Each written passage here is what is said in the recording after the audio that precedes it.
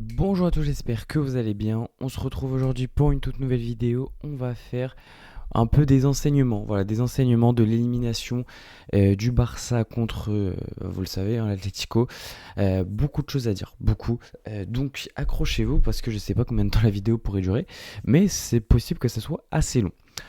Le premier enseignement, il n'y en aura pas 5, je sais pas combien il y en aura peut-être 3 très longs, il y en aura peut-être 7, j'en sais rien, je peux pas vous dire, j'en ai aucune idée. Donc, premier enseignement, c'est, comment dire ça, le vol, les arbitres, etc. Ça fait des années qu'on se fait voler. Globalement, l'année dernière, c'était déjà le cas, avec des décisions tous en faveur enfin toutes plutôt en faveur de l'Inter lors de la demi-finale de Ligue des Champions. Moi, je me souviens aussi justement de l'Inter où il n'y avait pas eu de penalty pour Ansu Fati, il y avait eu un but refusé, etc. Même au Bayern, ça avait été assez compliqué. Cette année, c'est encore le cas avec forcément deux matchs extrêmement compliqués. J'ai l'impression qu'en fait, depuis maintenant 15 années quasiment, on paye le fucking disgrace parce que Drogba a crié It's a fucking disgrace. On est obligé de payer et tout le monde nous rappelle oui, mais Chelsea 2012. Et on est le seul club qui a fait, c'est vrai, un vol assez fin. C'était un vol assez fort. Cela dit, beaucoup parlent sans regarder le match aller et sans avoir regardé le match en voyant quand même qu'il y a des erreurs des deux côtés. Enfin bon, bref. On paye. On est la seule équipe à payer un vol, alors que toutes les équipes ont déjà subi des vols. Mais nous, je sais pas pourquoi, ça nous le rappelle depuis 15 ans en boucle. Oui, Chelsea, Chelsea, Chelsea. Déjà, comme j'ai dit, regardez le match, allez, pour peut-être vous remémorer, enfin, peut-être pour regarder certaines choses, parce que les gens parlent, mais certains n'ont même pas regardé ce match. Et je suis le premier à pas avoir regardé ce match, hein, mais moi, je sais ce qui s'est passé parce que j'ai déjà vu des vidéos d'arbitres, vous pouvez le voir même sur Canal+, etc., qui parlent de cette enfin, de cet épisode. Enfin bref, on paye cet épisode depuis des années. Et encore une fois, ça s'est vu parce que je vais revenir du coup sur tout ce qui s'est passé, sur cette double confrontation.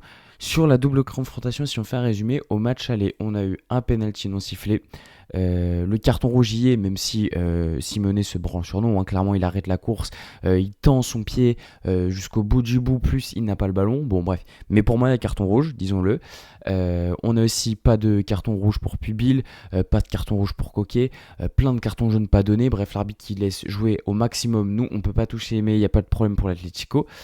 Au match retour, on a un penalty pas sifflé pour Olmo, où il y a clairement penalty, parce qu'en plus de la poussette, il y a un enfin il y a un sandwich, hein, en fait, il y a un double contact, donc il est poussé plus, après il est déséquilibré d'un côté, donc je ne sais pas comment ce n'est pas penalty.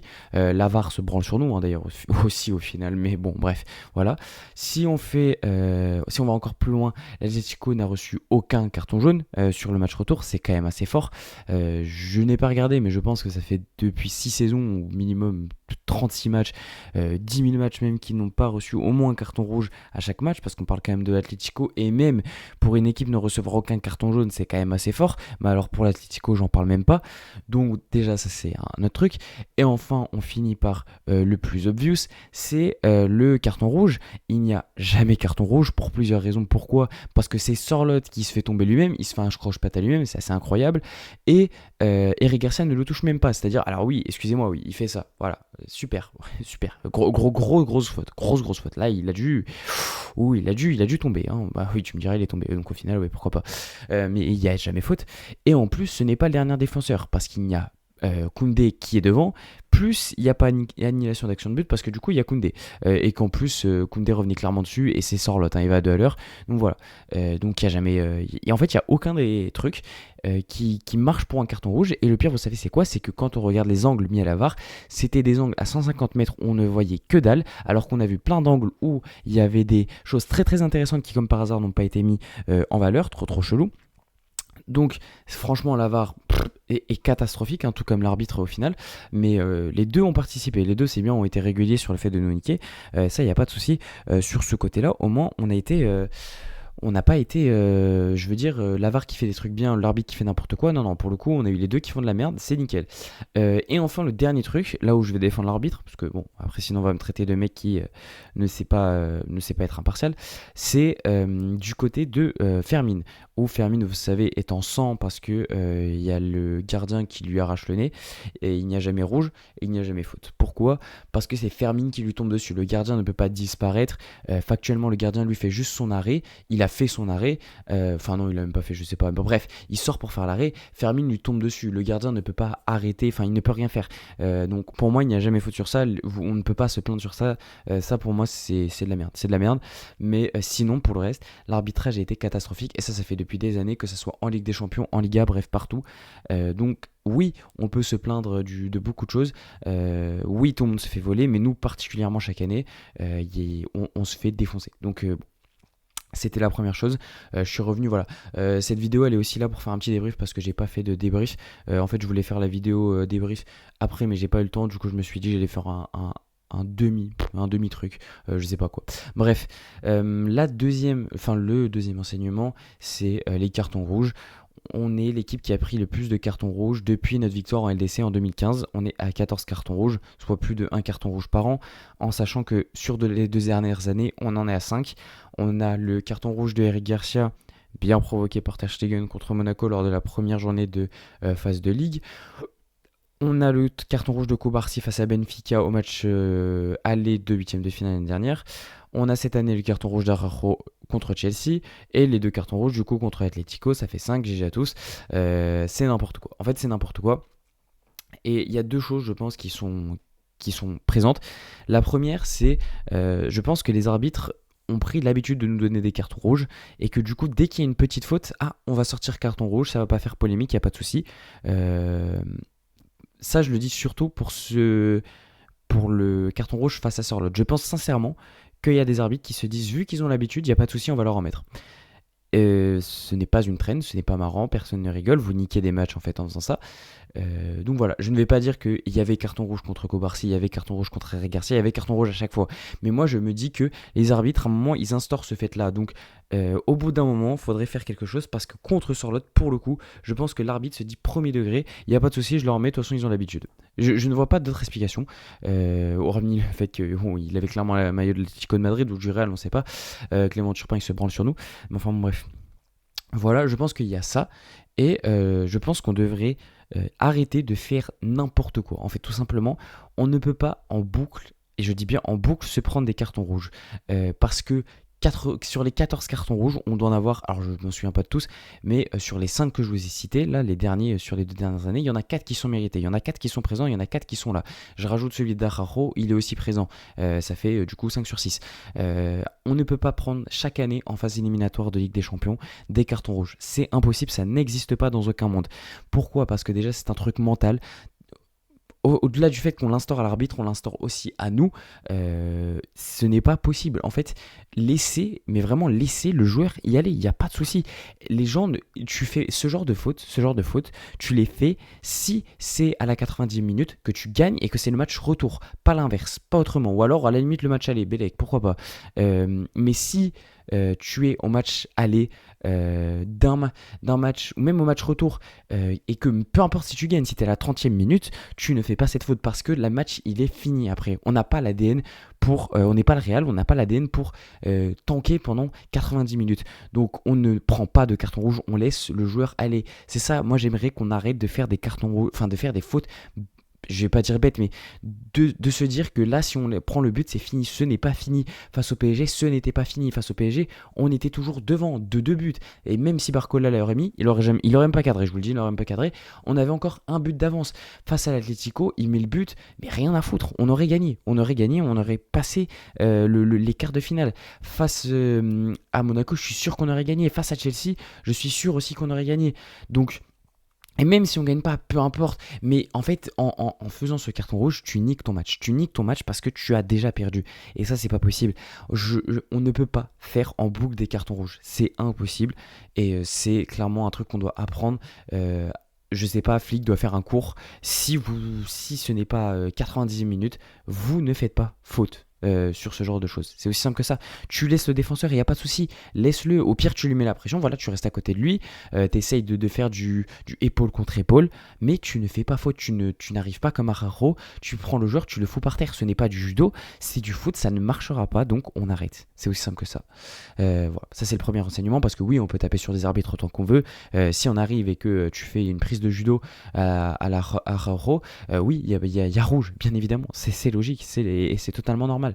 Donc au bout d'un moment, on peut critiquer autant de personnes qu'on veut. Au final, les principaux fautifs, ça reste nous, ça reste nos défenseurs qui ont la peur de prendre un but, alors que c'est mieux de prendre un but que de prendre un carton rouge. Bref. Ensuite, le troisième enseignement, j'ai envie de dire que c'est Marcus Rashford qui, je pense, et j'en suis sûr en fait, ne doit pas être recruté par le Barça, en tout cas pas pour ce montant-là. Parce que pour 30 millions aujourd'hui, et un salaire aussi énorme, Rashford ne les vaut pas. Rashford n'a pas été titulaire face à Atletico, Rashford n'a pas comblé le manque de Rafinha. Rashford a été même en poids parce que c'est à cause de lui que on rate beaucoup d'occasions et qu'au final on prend ce rouge. Alors ce n'est pas à cause de lui qu'on prend le rouge, hein, ne mélangeons pas tout, mais c'est à cause de lui qu'on met pas ce but qui aurait pu tout changer. Et même sur sa rentrée, je suis désolé, face à Atletico au second match, c'est pas bon. Donc si on fait un résumé de sa saison, avec ballon, ça reste toujours intéressant, c'est toujours un beau joueur, il n'y a pas de souci, il fait des différences, il provoque des actions, il met des buts, il fait des passes D, il doit avoir des stats genre 10 passes D, enfin 5 passes D, 10 buts, ce qui en soi reste des stats totalement intéressantes et totalement pertinentes, ça il n'y a pas de souci. Mais sans ballon, Rashford n'est pas fait pour le Barça, Rashford ne veut pas être fait pour le Barça parce que courir, tout le monde peut le faire. Tout le monde, même moi je peux le faire. Même moi je peux. Alors peut-être je vais être mort, mais si je vois un Marcus Rashford mort sur la pelouse, qui transpire, qui est en train de ramper au sol tellement il en peut plus, il n'y a pas de souci. Il n'y a pas de souci. Fais ça plusieurs fois, tu vas voir que déjà ça va passer tout seul au bout d'un moment. Enfin, en tout cas, tu pourras aller de plus en plus loin petit à petit. Mais déjà, moi, si je vois ça, je me dis ok, il s'est donné, ok, il se la tue, ok, il court, ok, il fait ça. Là, je vois un Rashford qui regarde le ballon et qui se dit je n'ai pas le ballon, ce n'est pas mon problème. C'est d'autres joueurs, c'est des Pedri, des De Jong, des Lamine Yamal, des Lewandowski qui sont obligés de lui dire frérot, va presser. Et ça, c'est pas normal. Ça, c'est pas normal. Et on voit la différence avec Gavi, Fermin, etc. qui eux y allaient, eux ils se la tuaient. Eux ils pressaient et il y avait quand même une différence parce que regardez le pressing de Lamine sur le premier but face à Atletico au match retour, ça c'est un truc que jamais Rashford n'aurait fait et au final qu'est-ce que ça provoque? Un but directement. Et c'est pour ça que pour moi que Rashford ne doit pas être recruté parce que s'il ne veut pas se la tuer pour ce salaire, pour ce prix, Rashford ne vaut pas. Je préfère qu'on ne prenne pas de remplaçant à Rafinha et qu'on ait un Bastoni plus un Julian Alvarez. Moi, je préfère ça et c'est pour ça que pour moi, Rashford ne doit pas être recruté, en tout cas pas à ce prix-là et pas à ce salaire-là par le Barça. Ça, c'est la troisième enseignement. Le quatrième, je dirais que c'est quand même, comment dire ça, un bon match, une bonne confrontation. Oui, forcément, il y a la déception de l'élimination encore. Il y a la déception d'avoir gagné un match et qui n'avait gagné un match à Atletico, ce qui n'était plus arrivé depuis, je crois, 96 ans chez eux. Bref, je sais même plus. Ça n'était jamais arrivé. Oui, on est éliminé. Mais le match, tu te le fais voler par l'arbitre plusieurs fois. Et même comme ça, tu finis 3-2. Ça veut dire que tu as fait un bon match, tu as été bon, tu as produit de bonnes choses, tu as été supérieur et largement à l'Atlético, tu as fait de bonnes choses, tu n'as pas été ridicule et tu perds d'un but. Le problème, ce qu'on reprochait au Barça, que ce soit face à Paris, lorsqu'on prend 4-1 au Camp Nou, que ce soit face au Bayern, que ce soit face à Liverpool, que ce soit face à la Roma, bref, tous ces faits-là, c'était de se faire humilier. On se faisait humilier au retour, on se faisait marcher dessus, on se faisait poutrer. Là, depuis l'Inter et depuis l'Atlético, ce que je constate quand même, c'est une amélioration dans le fait oui, on perd, oui, on est éliminé, mais avec les honneurs. Ah, on s'est battu, on se l'est donné, on ne s'est pas fait humilier, on ne s'est pas fait rouler dessus. Et c'est ça la différence, c'est-à-dire que on sort avec les honneurs, on a produit des choses, on n'a pas été ridicule, on a produit un bon football, on ne s'est pas chié dessus, ça c'est aussi quelque chose d'important. Le Barça a commencé à instaurer une mentalité un peu de gagnant. Alors oui, ça ne passe pas et ça n'est pas passé non plus en Coupe du Roi, mais on y a cru jusqu'au bout, à la dernière seconde face à Atlético en Coupe du Roi. Là, jusqu'au carton rouge quasiment, et même encore, Araujo est à 1 cm du but, il arrive à louper une tête. S'il la met, on va en prolongation, on était à un but. On est à ça à chaque fois d'y aller. Donc moi c'est quelque chose quand même que je voudrais signaler, quelque chose qui a changé, une mentalité qui a changé, et ça je pense que ça a changé grâce à l'effectif, grâce au fait que t'as Lamine Yamal, t'as Rafinha qui n'ont pas le même mental, t'as pas les losers que t'avais avant avec Ter Stegen, avec Gérard Piqué, avec Jordi Alba, bref tous ces losers là ne sont plus au club, tous ces losers là sont partis, et tous ces losers là ne reviendront jamais, hormis pour Ter Stegen, où là c'est un peu plus problématique bien évidemment. En tout cas, tous ces losers-là ne reviendront pas, et la mentalité du Barça a changé, et je pense qu'on est quasiment à la phase finale du Barça. Je pense qu'on y est presque. Cette année, on a quand même eu un Barça qui n'a fait quasiment, enfin qui a limite perdu du talent, avec Inigo Martinez notamment en défense. Je l'ai dit plusieurs fois, hein, le recrutement est factuellement bon. Si t'as fait quand même de bonnes choses, Rashford, Johan Garcia, Ronny Bardghji qui pour moi reste toujours autant un vol pour 2,5 millions d'euros, il n'y a pas de souci. Mais il te manque des choses, il te manque 2-3 éléments clés, et j'en viens aujourd'hui au cinquième ou je sais même plus combienième enseignement. Le Barça est à ça de sa forme finale, le Barça touche le but, et je pense que la saison prochaine sera une saison déterminante, parce que en ramenant à Flick ce dont il a besoin, c'est-à-dire, je fais le résumé, hein, un défenseur central, un numéro 9 en priorité, ça c'est les deux priorités, et ensuite si on arrive à être bon, un latéral gauche et un ailier gauche. Si on arrive à ramener tout ça, ce dont j'y crois peu, j'aimerais au moins le défenseur central et le numéro 9, si on arrive à ramener tout ça, tout change, parce que Flick a son effectif, Flick a les bons joueurs, et là on peut le juger. Parce que ce que fait Flick aujourd'hui avec l'effectif, je ne vais pas tomber dans le truc en mode Yamal les mains entourées, Yamal est tout seul, non, ce n'est pas le cas. Yamal a des très bons joueurs à ses côtés, on ne fera pas dire le contraire. Mais Flick n'a pas du tout le meilleur effectif d'Europe. Flick n'a même pas le meilleur effectif d'Espagne. Factuellement, pour moi, l'Atlético a quand même un meilleur effectif, un effectif plus complet. Tu as des très bons joueurs. Le Real, c'est pareil. Paris, c'est pareil. Le Bayern, c'est pareil. Liverpool, c'est pareil. City, c'est pareil. L'Inter, je sais pas. L'Inter, j'en sais rien. Je m'enlève l'Inter. Mais voilà, il y a plein de. Il y a même Arsenal. On est peut-être top 10. Ouais, top 10, grand max, effectif en Europe. Flick n'a pas les meilleurs joueurs d'Europe. Les meilleurs joueurs qu'il a, c'est Rafinha, Pedri et Lewandowski, Yamal. Et on peut rajouter Johan Garcia qui est un très bon joueur. Aujourd'hui, Baldé est un problème. Lewandowski, Ferran Torres est un problème, et la défense, il nous manque un Atelier, c'est un problème. Si aujourd'hui tu ramènes 3 joueurs, au moins 3, tu ramènes un Grimaldo, après je vais pas non plus embouteiller sur la vidéo Mercato Vidal, mais on est à rien d'avoir la forme finale du Barça. On est à ça. Moi j'ai envie de dire, ce que fait Flick avec cet effectif, c'est quand même assez incroyable, on va le souligner, et moi, oui je suis dégoûté, et je finirai par ça, oui je suis dégoûté de l'élimination, oui j'ai le seum, ça, on peut pas dire le contraire, mais moi ce que je dirais, c'est que je suis fier de ce qu'a fait Lewandowski, de ce qu'a fait Flick avec cet effectif, et surtout je suis impatient de la saison prochaine. Deco a entre ses mains tout, mais je dis bien tout, pour faire de bons trucs. Lewandowski va partir, il va libérer 40 millions de masse salariale. 40 millions, c'est un Julian Alvarez. Tu peux inclure des joueurs, tu peux inclure un Ferran Torres, tu peux inclure un Hector Ford qui a une bonne valeur marchande. Tu as plein de joueurs qui ont une bonne valeur marchande qui ne servent à rien dans ce club. Je ne suis plus aussi fermé à la vente de Baldé, personnellement. Tu as plein de choses à faire.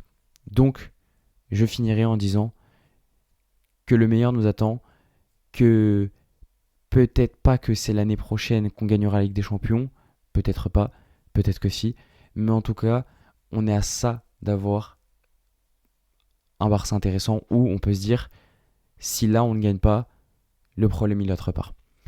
En tout cas, voilà pour la vidéo, j'espère qu'elle vous aura plu. N'hésitez pas à dire ce que vous en avez pensé en commentaire. N'hésitez pas à vous abonner, à liker la vidéo, à la partager, à la commenter, etc. Ça fait énormément de bien, ça m'aide beaucoup, ça m'aide énormément, c'est gratuit. Donc merci à tous ceux qui feront. Et moi je vous dis tchuss.